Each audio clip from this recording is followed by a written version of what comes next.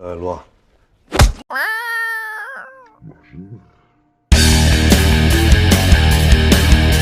Assalamualaikum, kembali lagi dengan aku Nai. Apa kabar semuanya? Semoga sehat selalu ya. Kali ini aku mau spoilerin film Korea lagi nih gengs, yang bertema takluknya seorang psikopat oleh seorang bos gangster.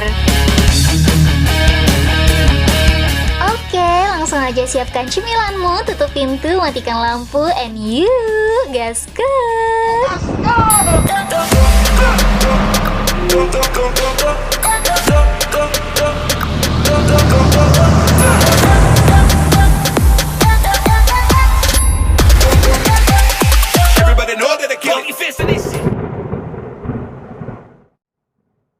Film ini dirilis pada tahun 2019 dan dibintangi oleh ajusi Korea favorit aku, yaitu ajusi Hot Ma Dong Suk atau yang biasa dipanggil Don Lee.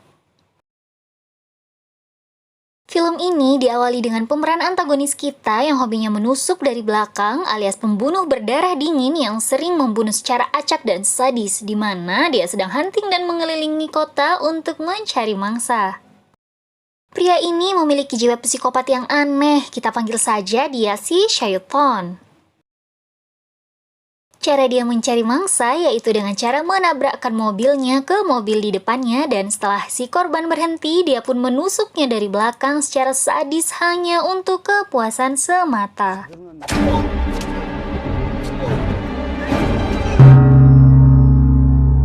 And this is the gangster, the cop, and the devils. Scene berpindah ke pemeran protagonis kita, yaitu yang berperan sebagai polisi, kita sebut saja namanya Pak Pol. Di mana dia sedang mengintai dan masuk ke tempat perjudian ilegal. Dia pun melakukan beberapa razia di tempat itu, yang dimana tempat itu merupakan tempat dari bos gangster paling gagah di Korea.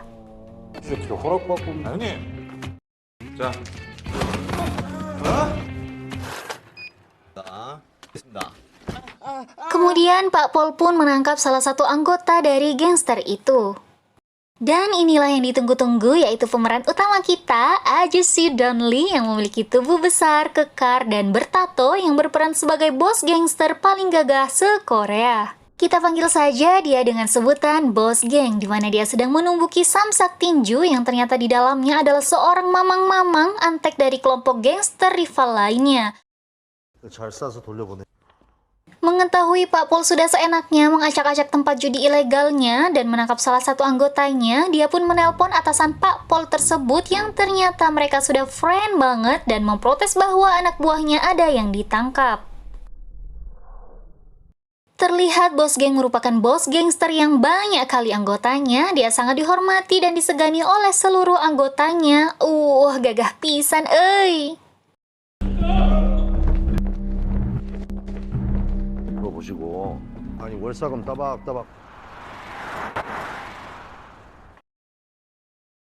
Back to Pak Pol yang sedang membawa salah satu anggota gangster tadi. Dia ditelepon oleh salah satu rekannya bahwa terjadi pembunuhan dan dia pun langsung datang ke lokasi kejadian, yang ternyata tidak salah lagi, itu adalah pembunuhan yang dilakukan oleh si Syaiton. Walaupun memiliki sifat keras kepala dan gerusa-gerusu, ternyata Pak Pol ini memiliki sifat yang jeli dalam membaca situasi. Hal ini diperlihatkan saat dia mengambil kesimpulan bahwa mobil korban ditabrak oleh pelaku pembunuhan. Berpindah scene ke bos geng yang sedang bersih tegang dengan bos gangster lainnya, di mana mereka sedang memperebutkan salah satu area di kota Korea. Rival gangster itu terus-menerus nyablak ingin memiliki wilayah lebih di kota tersebut. Hal itu membuat ajudan bos geng menyampaikan agar bicara sopan kepada bosnya. Karena tidak terima, maka terjadilah adu mulut antar ajudan dan diakhiri dengan siraman kuah ramen yang dilakukan oleh bos rival.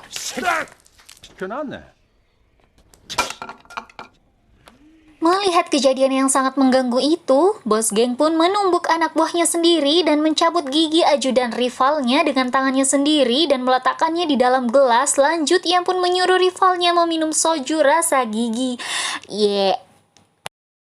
Sepulangnya dari tempat itu, bos geng ingin naik mobil sendiri tanpa ditemani ajudannya karena ia pengen me time yang dimana saat di perjalanan ternyata mobilnya ditabrak dari belakang. Ya, hal itu tidak lain dan tidak bukan dilakukan oleh si Syaiton. Di mana saat itu si Syaiton melakukan penusukan dari belakang kepada bos geng dan ketika itu pun terjadi perkelahian yang cukup epik di mana si Syaiton terkejut melihat korbannya kali ini kuat walaupun sudah ditusuk-tusuk bahkan dapat menyerang balik kepadanya.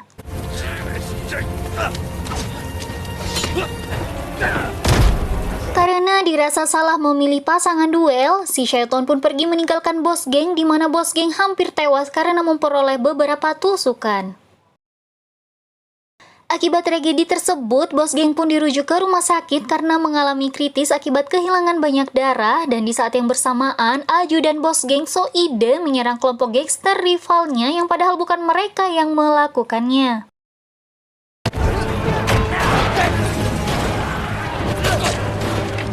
Namun karena tubuh bos geng kuat, bos geng dapat segera sadar dan di saat yang bersamaan, si Syaiton sedang mengobati lukanya akibat terkena tusukan dari bos geng. Setelah kejadian itu, si Syaiton malah belum insyaf walaupun sudah terluka dan justru melakukan pembunuhan lagi kepada seorang warga lansia. Keesokan harinya, si Pak Pol pun datang bermaksud untuk menginterview si bos geng guna menggali informasi terkait insiden semalam, yang mana bos geng dengan sengaja tidak mau memberi informasi karena ingin mencari pelaku dan membunuhnya dengan tangannya sendiri. Karena bagi bos geng, hal ini merupakan hal yang sangat memalukan dan mencoreng nama besarnya karena ada yang berani menyerangnya. Dan oleh karena itu, untuk memperbaiki reputasinya, bos geng ingin membunuh pelakunya sendiri. Akhirnya, hal ini bisa dibilang akan terjadi persaingan antara bos geng dan Pak Pol untuk menangkap si Syaiton.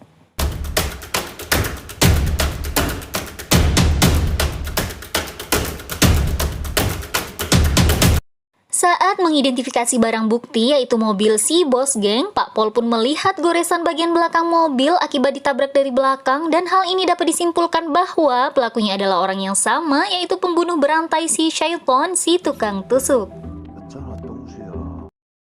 Berpindah scene ke bos geng yang sedang menyewa ahli sketsa untuk melukis gambar si Syaiton berdasarkan ingatannya dan akhirnya tergambarlah wajah si Syaiton yang ngeselin pisan mukanya teh.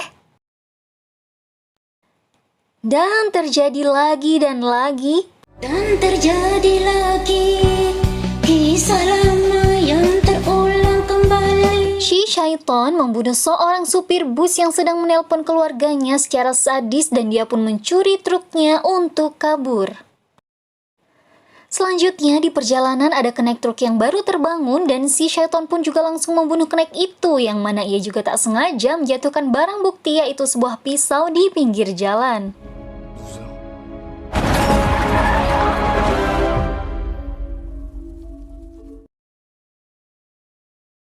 Berpindah cerita ke ajudan bos geng dan para investor yang sedang kunjungan melihat proyek gedung yang sedang dibangun, namun beberapa investor memutuskan untuk mundur akibat isu negatif yang menyebabkan reputasi bos geng tercoreng.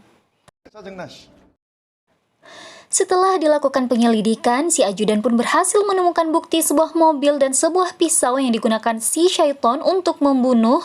Namun karena keterbatasan tim data dan ahli forensik, si bos geng pun memutuskan untuk menjalin kerjasama dengan Pak Pol, di mana mereka sepakat dan setuju untuk bekerja sama memburu si Syaiton.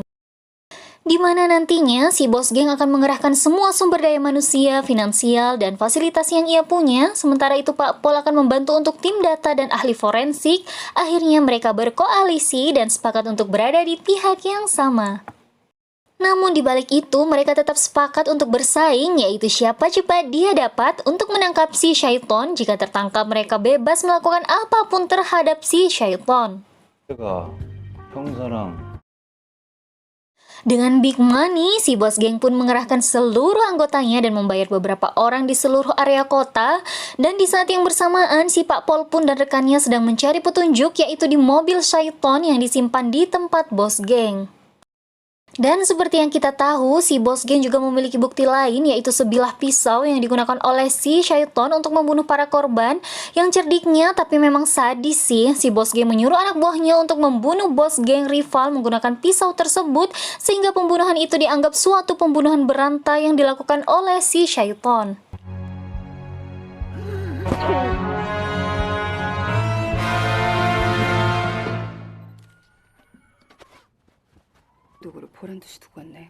Akibat kejadian itu, Pak Pol dan rekan-rekannya kena semprot oleh atasannya karena tragedi pembunuhan yang tak kunjung teratasi, dan atasannya pun menyuruh mereka untuk segera menangkap si Syaiton karena jika tidak akan terjadi pembunuhan lagi dan lagi yang akan menimbulkan keresahan di seluruh penjuru kota. Di saat itulah Pak Pol mendapat telepon dari rekannya, yaitu tim ahli forensik yang memberitahu bahwa kejadian semalam merupakan pisau yang sama yang digunakan pelaku karena terdapat semua DNA korban di pisau tersebut. 야, 장동수! Sadar bahwa hal itu dilakukan oleh bos geng, Pak Pol pun langsung mengamuk dan menghampiri bos geng dan terjadilah perkelahian dan baku hantam antara keduanya. Namun tentu saja sudah bisa ditebak dengan tubuh besar dan kekar, bos geng dapat mengalahkan si Pak Pol dengan hanya satu tangan. 이 새끼야!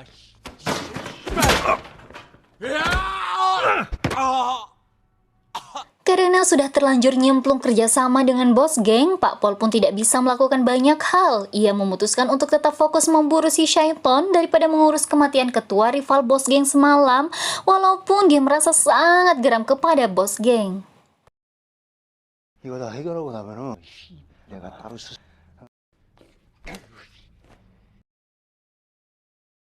현장에서 발견된 칼에서 오래 내가 한 게 아닌데.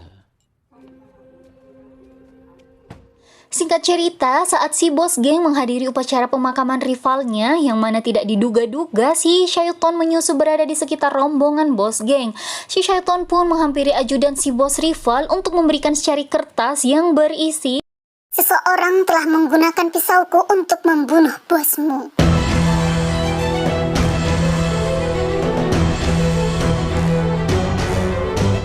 Di suatu malam, saat si Syaiton yang haus akan darah tetap melakukan pembunuhan dengan cara yang sama, yaitu menabrakkan mobil ke mobil di depannya, dan sampai saat itu juga tidak diketahui apa motif pembunuhan yang dilakukan oleh si Syaiton.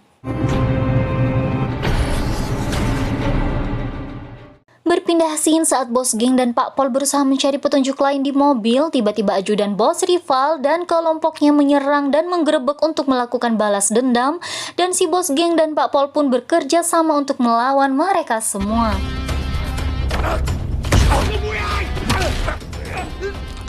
Perkelahian berjalan dengan sangat epik, di mana Pak Pol tidak sengaja membunuh si ajudan bos rival dengan menancapkan sebuah pisau di dada ajudan tersebut, dan Pak Pol pun merasa menyesal karena tidak etis seorang polisi melakukan pembunuhan. Namun karena berada di pihak yang sama, bos geng dan anggotanya membantu untuk menguburkan mayat yang terbunuh tadi, serta menutupi kasus itu agar Pak Pol dapat terus fokus membantu menangkap si Syaiton.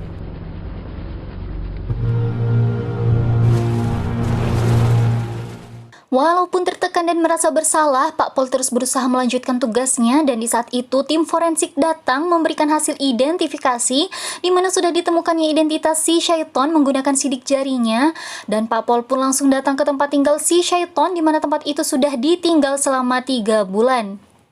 Di sana, Pak Pol berhasil menemukan foto si Syaiton yang mirip dengan sketsa yang diberikan oleh si bos geng, dan dengan gercep Pak Pol langsung menghubungi si bos geng bahwa dia sudah menemukan identitas si Syaiton, dan mereka pun sekarang perlu menyusun strategi untuk mencari keberadaan si Syaiton.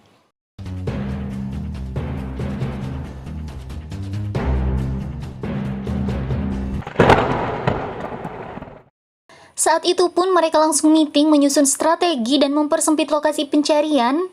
Dan saat meeting itu berlangsung, ada adegan epik saat bos geng dan Pak Pol berjalan bersamaan dikelilingi semua anggota kelompok gangster. Hal ini pertama kalinya dalam sejarah perduniawian di mana kelompok gangster dan kepolisian bekerja sama menangkap penjahat yang benar-benar jahat, dan paling jahat yaitu seorang psikopat pembunuh berantai.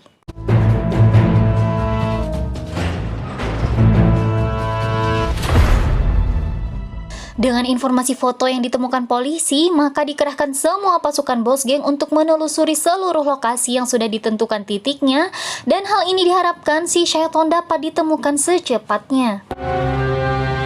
고시원을 기본으로 하고 각자 맡은 곳 시내 번화가 들이 많이 모일 만한 곳을 중심으로. Berpindah cerita, saat itu bos geng sedang berada di pinggir jalan melihat siswi yang sedang menunggu bus untuk pulang sekolah, dan di saat itu juga sedang hujan, dan dengan so sweetnya bos geng memberikan payungnya untuk siswi itu, dan siswi itu pun menaiki bus tanpa diketahui bos geng dan Pak Pol. Di bus itu ada si Shaiton yang sedang duduk santuy di dalam. Dan benar saja, saat kelompok bos geng dan Pak Pol sedang makan malam dan santai bersama, mereka melihat berita di TV bahwa terjadi pembunuhan seorang siswi yang payungnya sama yang diberikan oleh bos geng tadi, sehingga dapat disimpulkan si Shaiton tidak jauh berada di daerah itu. Oleh sebab itu mereka langsung bergegas melakukan pencarian saat itu juga. 이 안에 있어. 다들 긴장해.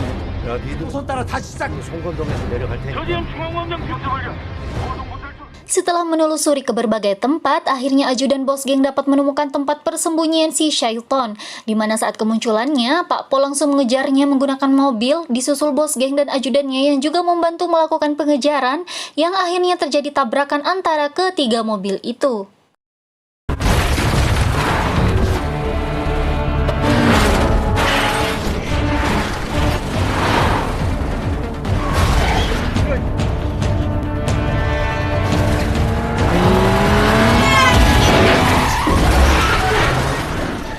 Namun sayangnya saat itu si Shaiton berhasil kabur dan terjadilah kejar-kejaran.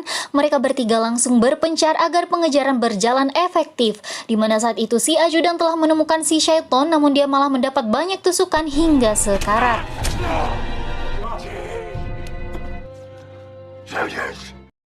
Saat itu pun bos geng melihat si ajudan yang sudah terkapar, namun dengan berat hati ia harus terus mengejar si Shaiton, di mana bos geng sampai di tempat karaoke. Dengan insting kuatnya dia menemukan si Shaiton sedang bersembunyi di toilet.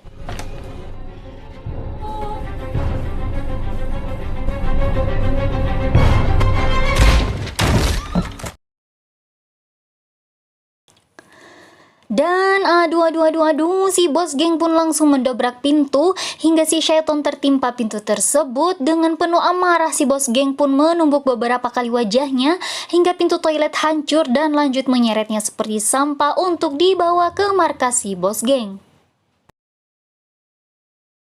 Saat sampai di markas dengan posisi terikat di kursi, si Shaiton pun digelapakin beberapa kali, namun ia tetap bisa tertawa-tawa karena pada dasarnya psikopat adalah seseorang yang mengalami gangguan jiwa, tidak memiliki perasaan dan hati nurani sama sekali.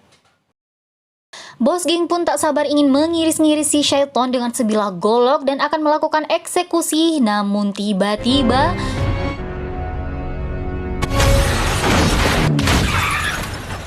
muncullah si Pak Pol yang berhasil mencegah tindakannya dan membuat si bos geng pingsan terkapar. Lalu si Shaiton dibawa untuk diadili sesuai hukum yang berlaku.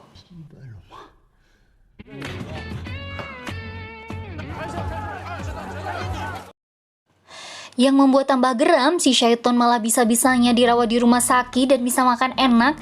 Dia pun optimis tidak akan dihukum karena kurangnya barang bukti. Aduh, gimana ini teh? Dan setelah si Shaiton pulih, ia pun langsung diinterogasi oleh Pak Pol di ruang khusus dan dia ditanyai mengapa membunuh orang-orang secara sadis. Dan ternyata si Shaiton ini adalah korban perlakuan kekerasan sejak kecil yang dilakukan oleh ayahnya.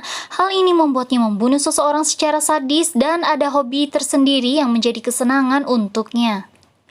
Saat ditanyai foto korban yang ditunjukkan oleh Pak Pol, ia malah ngece dan tidak mengakui perbuatannya.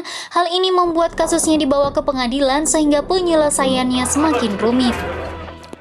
Dalam persidangan, si Shaiton berhasil ngeles dan mengelak dengan baik dan menjijikkan sehingga bukti yang dituduhkan kepadanya tidak cukup kuat. Ditambah lagi pengacaranya yang bikin penonton emosi karena membela si Shaiton. Namun setelah persidangan hampir saja berakhir mengecewakan, datanglah Aju si bos geng kita yang memutuskan untuk bersaksi sesuai kesepakatannya dengan Pak Pol. Ia pun langsung membuka baju dan menunjukkan beberapa luka akibat insiden penusukan dan dia menunjukkan bukti sisa penusukannya di dada si Syaiton. Selain itu, bos geng juga menunjukkan secari kertas yang ditulis oleh si Syaiton yang membuat bukti tersebut menjadi kuat.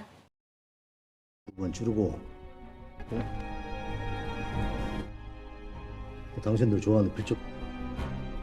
Alhasil, si Syaiton pun dijatuhi hukuman mati, namun si bos geng dan kelompoknya juga dijatuhi hukuman beberapa tahun penjara akibat tempat judi ilegal yang mereka kelola. 사형을 선고한다. Dalam cerita, Pak Pol pun naik pangkat karena dianggap dapat menangani dua kasus sekaligus, yaitu menangkap pembunuh berantai dan bos gangster. Namun ada hal yang menarik dalam cerita, yaitu si bos geng memiliki kesepakatan dengan Pak Pol. Ia mau bersaksi dengan syarat ia dimasukkan ke penjara yang sama dengan si Syaiton.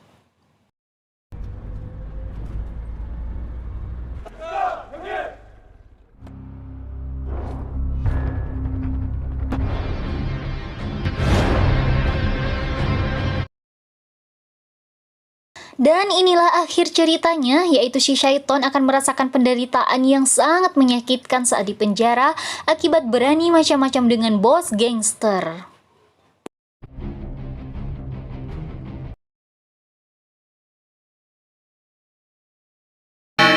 Nah, itu dia guys, cerita spoiler dari film The Gangster That Caught the Devil, yang filmnya keren banget.